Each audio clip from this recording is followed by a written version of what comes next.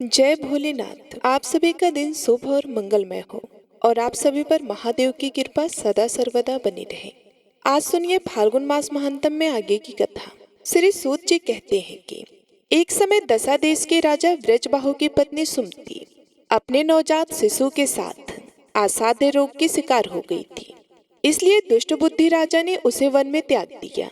वहां पर अनेक तरह के कष्ट भोगती हुई वह प्रयत्न पूर्वक आगे बढ़ने लगी। बहुत दूर जाने पर उसने वैश्य का एक नगर देखा जिसमें बहुत से स्त्री पुरुष रहा करते थे। उस नगर का रक्षक एक बहुत बड़ा महाजन वैश्य था जो कि पद्माकार के नाम से प्रसिद्ध था। वह दूसरे कुबेर के समान धनवान था। उस वैश्य राज के घर में सेवा टहल का कार्य करने वाली कोई दासी उधर ही आ रही थी।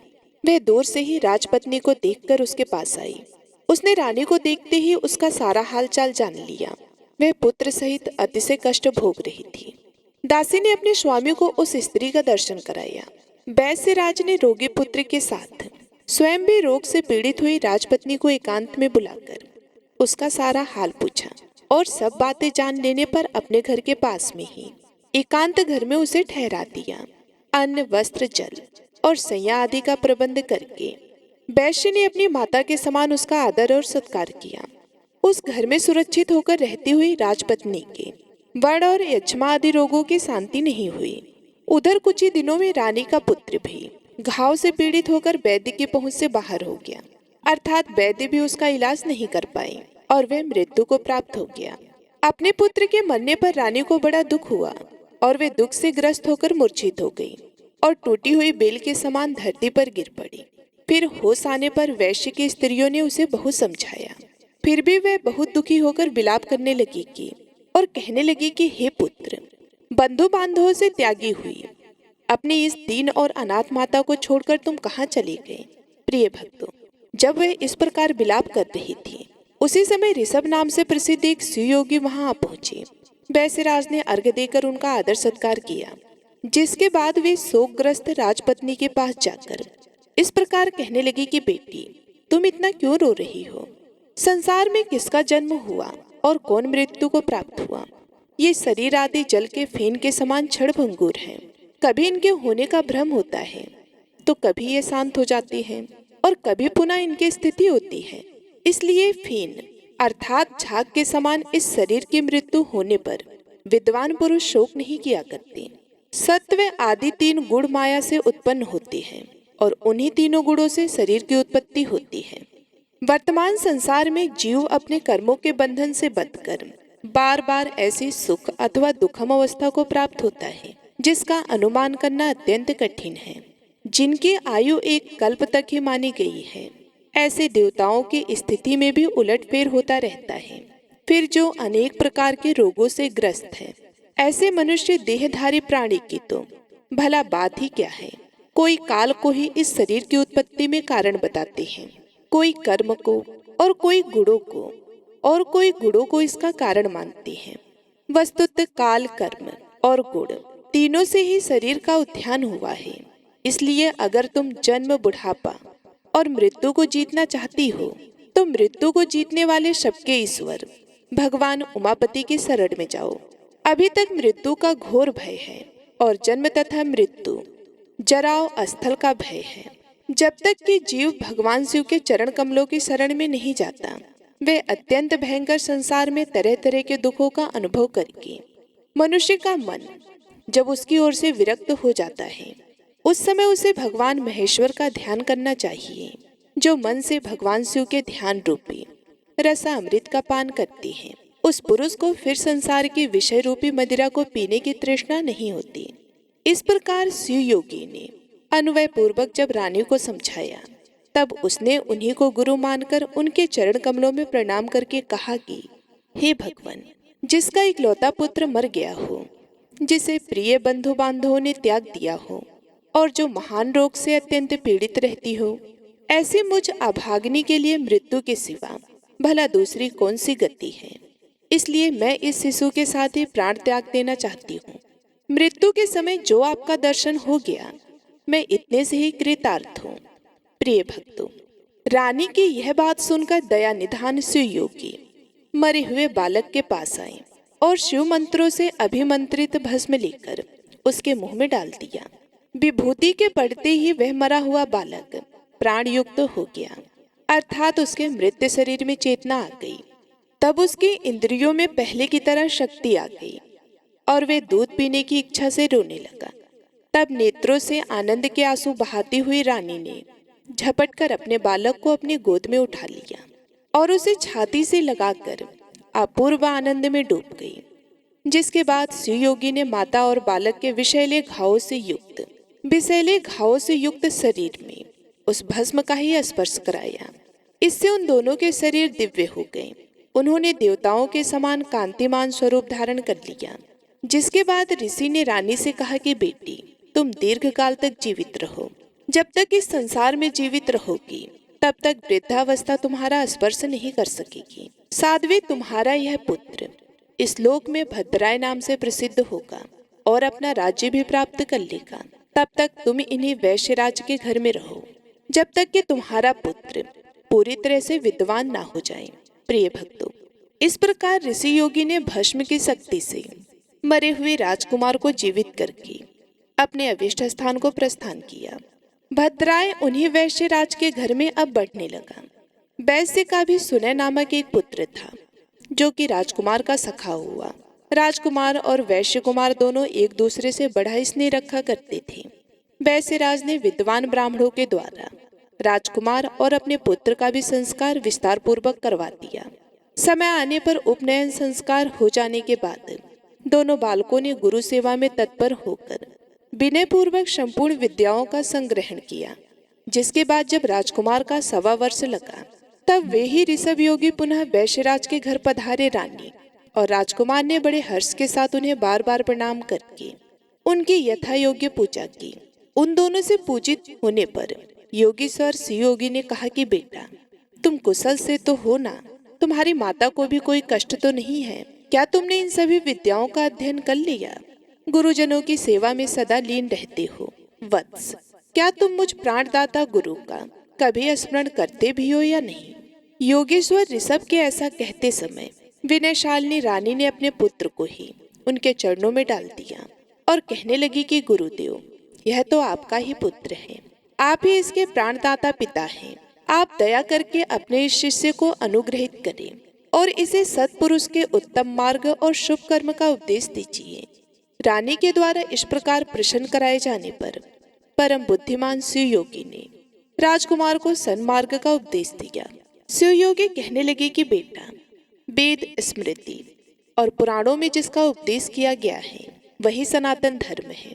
सब लोगों को चाहिए कि अपने अपने वर्ण और आश्रम के अनुसार सदा शास्त्रोक्त धर्म का सेवन करें। वत्स, तुम सदा सत्पुरुष के मार्ग पर चलो, उत्तम आचार का ही पालन करो, देवताओं की आज्ञा का कभी भी उल्लंघन ना करो, देवताओं की अवहेलना भी ना करो, गौ, देवता, गुरु और ब्राह्मण के प्रति सदा भक्ति भाव रखो। अतिथि के रूप में यदि चंडाल भी अपने घर पर आ जाए, सदा उसका भी सम्मान करो, उसका भी सत्कार करो। अपने प्राणों पर संकट आ जाए तो भी सत्य को ना छोड़ो।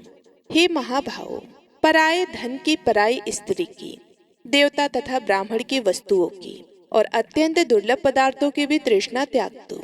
महामते, सदा उत्तम कथा, उत्तम आचार, उत्तम व्रत, सत्पुरुष के आगमन तथा धर्म आदि के संग्रह की ही इच्छा रखा करो।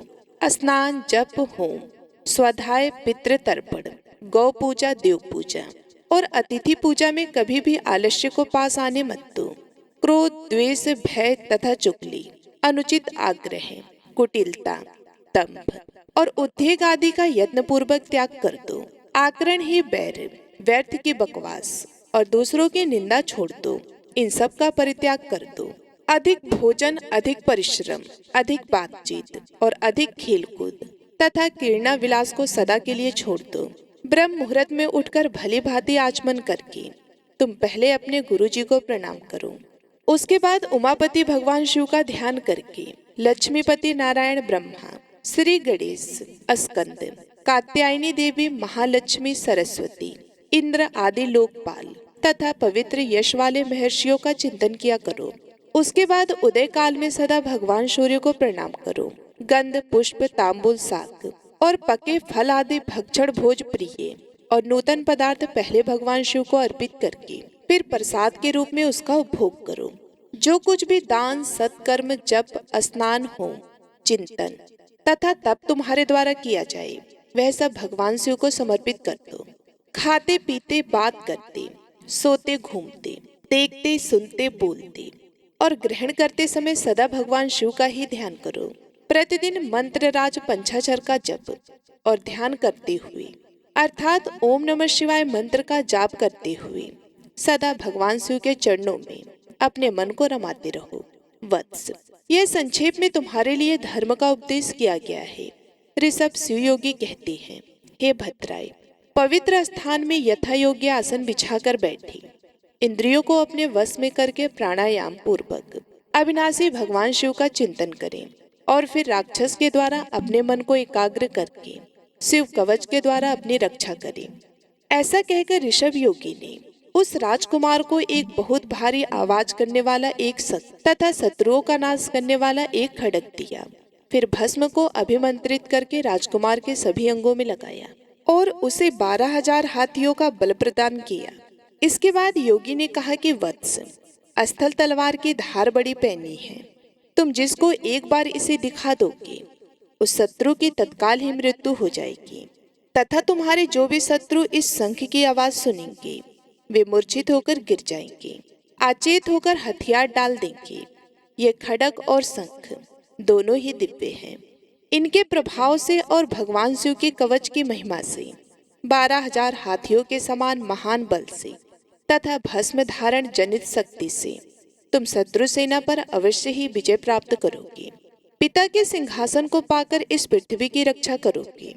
इस प्रकार माता सहित भद्राय को भली भांति उपदेश करके उन दोनों से पूजित होकर योगी बाबा इच्छा अनुसार चले गए। इधर मगध देश के राजा ने राजा ब्रजबाहु को युद्ध में हराकर उनकी राजधानी को नष्ट भ्रष्ट कर डाला। उनके स्त्रियों और गोधन आदि को हर लिया और ब्रजबाहु को भी बलपूर्वक बांधकर रथ पर बिठाकर वे शत्रु लोग अपने नगर को ले गए। इस प्रकार राष्ट्र के विनाश का भयंकर कोलाहल होने पर बलवान राजकुमार भद्रा ने भी यह समाचार सुना कि शत्रुओं ने मेरे पिता को बांध लिया, मेरी माताओं को भी हल लिया और दशा देश का राज्य भी नष्ट कर दिया है। प्रिय भक्तों, यह सुनकर राजकुमार भद्राय सिंह की भांति गर्जना करने लगा। फिर उसने शंख और खड्ग लिए कवच पहना और घोड़े पर सवार होकर वे शत्रुओं को जीतने की इच्छा से बड़े वेग से उस स्थान पर आया जहां मगध सेना भरी हुई थी। राजकुमार शीघ्र ही शत्रु की सेना में घुस गया और धनुष को कान तक खींचकर बाणों की वर्षा करने लगा। राजपुत्र के बाणों की मार खाकर शत्रु भी उस पर टूट पड़ी और बड़ी तेजी से भयंकर बाणों द्वारा उसे घायल करने लगे। युद्ध के लिए उन्मत्त शत्रुओं के अस्त्र शस्त्रों की वर्षा से घायल होकर भी धीरवर राजकुमार रणभूमि में जरा भी विचलित नहीं हुआ। वे शिव कवच से पूरी तरह सुरक्षित था। मगध सैनिकों के अस्त्र वर्षा का सामना करते हुए भी वीरभद्र ने शत्रु सेना में प्रवेश करके बहुत से रथों, हाथियों और पैदल सैनिकों को बड़ी जल्दी ही मार गिराया। रणभूमि में ही एक रथी को सारथी सहित मारकर राजकुमार ने उसके रथ पर अधिकार कर लिया और अपने मित्र वैश्य कुमार को सारथी बनाकर अब युद्ध के मैदान में घूमना प्रारंभ कर दिया। प्रिय भक्तों, ऐसा लगता था मानो हिरणों के झुंड में कोई शेर घूम रहा हो। तब शत्रु सेना के सभी बलवान सेनापति अपना धनुष उठाए क्रोध में भरकर केवल उसी की ओर दौड़ पड़े। यह देखकर राजकुमार भद्राय उन आक्रमणकारियों के सामने अपना भयंकर खड्ग उठाए उन्हें अपना पराक्रम दिखलाने के लिए आगे बढ़ा। चमकती हुई विकराल तलवार को देखते ही सब सेनापति सहसा उसके प्रभाव से प्राणों के भय से हाथ धो बैठे। उस रणभूमि में जो सैनिक उस चमचमाती हुई तलवार को देख लेते उन सब की तुरंत ही मृत्यु हो जाया करती। इसके बाद भद्राय ने शत्रुओं की सभी सेना का नाश करने के लिए अतिशय गर्जना करने वाले उस महाशंख को बजाया। उस शंख की ध्वनि को सुनते ही सब शत्रु मूर्छित होकर धरती पर गिर पड़े।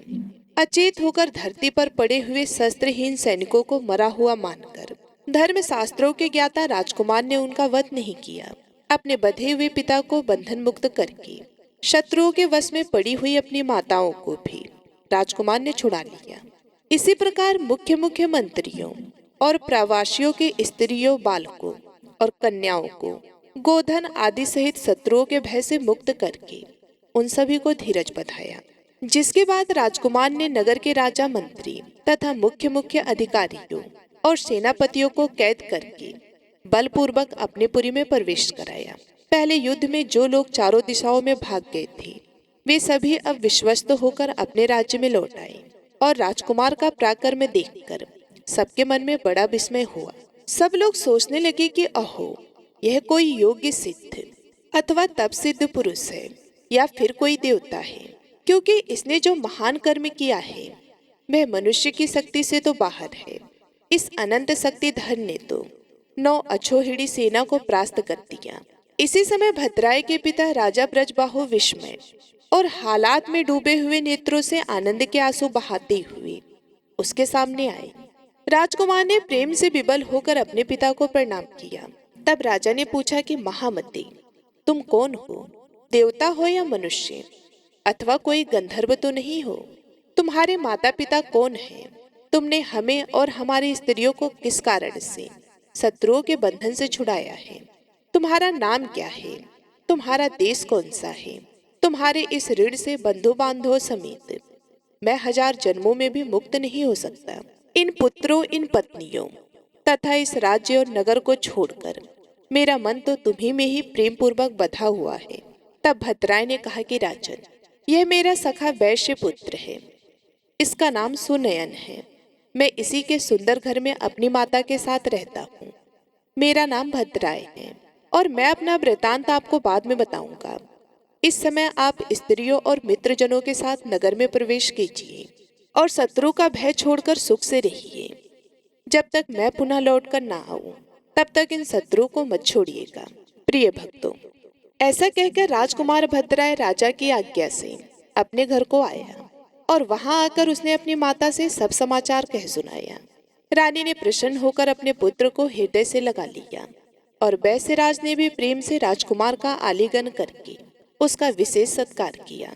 इधर महाराज ब्रजबाहु स्त्री पुत्र और मंत्रियों के साथ अपने राजमहल में प्रवेश करके बड़े प्रसन्न हुए। वह रात बीतने पर योगियों में श्रेष्ठ ऋषभ महारानी श्रीमंत्रिणी के पति राजा चंद्ररथ के पास गए और रायु की उत्पत्ति तथा उसके अलौकिक पराक्रम का वर्णन करके एकांत में प्रेम पूर्वक बोले कि राजन, तुम अपनी पुत्री कीर्तिमालिनी का विवाह राजकुमार भद्रायु के साथ कर दो। इस प्रकार निषिद्ध राज को समझाकर योगी ऋषभ वहां से चले गए। इसके बाद राजा चंद्रगन ने वैवाहिक मंगल के लिए उपयुक्त शुभ मुहूर्त में भद्रा को बुलाया और अपनी कीर्ति मालिनी नामक पुत्री उसके साथ ब्याह दी। भद्राय के पिता राजा ब्रजबाहु को भी बुलाकर निषद राज ने मंत्रियों सहित उसकी अगवानी की और नगर में आने पर उन सभी का यथावत सत्कार किया। ब्रजबाहु ने देखा कि शत्रुओं का नाश करने वाला भद्रयु विवाह करके मेरे चरणों में प्रणाम कर रहा है। तब उन्होंने बड़े प्रेम और हर्ष से उठाकर उसे अपने हृदय से लगा लिया और निषद राज ने कहा कि चंद्रगत जी, आपका यह दामाद बड़ा ही बलवान है। मैं इसके वंश और जन्म का यथार्थ परिचय सुनना चाहता हूँ। उनके इस प्रकार पूछने पर निषद राज ने उनसे एकांत में मिलकर हंसते हुए कहा कि महाराज, यह तो आपका ही पुत्र है। बाल्यावस्था में जब यह रोग से पीड़ित था और इसकी माता भी रोग से व्याकुल रहती थी, तब आपने माता सहित इस बालक को वन में त्याग दिया था। बालक के साथ वन में घूमती हुई वह असहाय नारी देव योग से एक वैश्य के घर में जा पहुंची। वैश्य ने वहां उसकी रक्षा की। फिर आपका यह बालक रोग से अत्यंत पीड़ित होकर मर गया, किंतु किसी योगी राज ने आकर इसे पुनः जीवित कर दिया। योगी राज का नाम ऋषभ है। शिव योगी ऋषभ के ही प्रभाव से यह माँ बेटे देवताओं के समान दिव्य रूप को प्राप्त हुए हैं। उन्हीं के दिए हुए शत्रुनाशक खड्ग और शंख के द्वारा शिव कवच से सुरक्षित होकर भद्रायु ने युद्ध में शत्रुओं पर विजय पाई। यह अकेले ही 12,000 हाथियों का बल धारण करते हैं। यह सभी विद्याओं में पारंगत है और अब मेरे दामाद भी हो गए हैं। अतः आप इन्हें और इनकी पतिव्रता माता को साथ लेकर अपने नगर को जाइए। इससे आप उत्तम कल्याण के भागी होंगे। यह सब बातें सुनकर राजा चंद्रगन अपने राज्य निवास में ठहरे हुए राजा की ज्येष्ठ पत्नी को वहां ले आए। वे वस्त्र आभूषणों से विभूषित थी। उन्होंने ब्रजबाहु को रानी से मिलाया। यह सब वृतांत सुनकर और देखकर राजा ब्रजबाहु बहुत ही लज्जित हुए और मूर्खतावश उनके द्वारा जो अनिश्चित कर्म हो गया था उसकी वे खुद ही निंदा करने लगी। पत्नी और पुत्र के दर्शन से उन्हें बड़ी खुशी हुई। उनके सभी अंगों में रोमांच हो आया और उन्होंने दोनों को हृदय से लगा लिया। इस प्रकार निषद राज से पूजित और प्रशंसक होकर राजा ब्रजबाहु ने अपनी बड़ी रानी को, राजकुमार भद्रायु को और पुत्र वधु कीर्ति मालिनी को भी साथ लेकर परिवार सहित अपनी राजधानी को प्रस्थान किया। वहां जाकर भद्रायु ने समस्त पूर्ववासियों को आनंदित किया। समय आने पर उसके पिता जब स्वर्गवासी हो गए, तब युवावस्था में अद्भुत पराक्रमी भद्रायु ने संपूर्ण पृथ्वी पर शासन किया और ब्रह्म ऋषियों के समीप मगध राजा हेमरथ से मित्रता जोड़कर उन्हें अपने बंधन से मुक्त कर दिया। जय भोलेनाथ। आज के अध्याय में बस इतना ही। इसके आगे का कथा आप सभी लोग आने वाले अध्याय में जरूर सुनिएगा। उम्मीद करती हूँ आज का यह अध्याय आप सभी लोगों को बेहद ही पसंद आया होगा। यदि हमारी कथा, हमारी मेहनत आप सभी लोगों को अच्छी लगी तो कृपया वीडियो को लाइक करके चैनल को सब्सक्राइब जरूर करिएगा। साथ ही कमेंट बॉक्स में ओम नमः शिवाय जरूर लिखिएगा। मिलती हूँ मैं आप सभी लोगों से अगले वीडियो में। तब तक के लिए नमस्कार।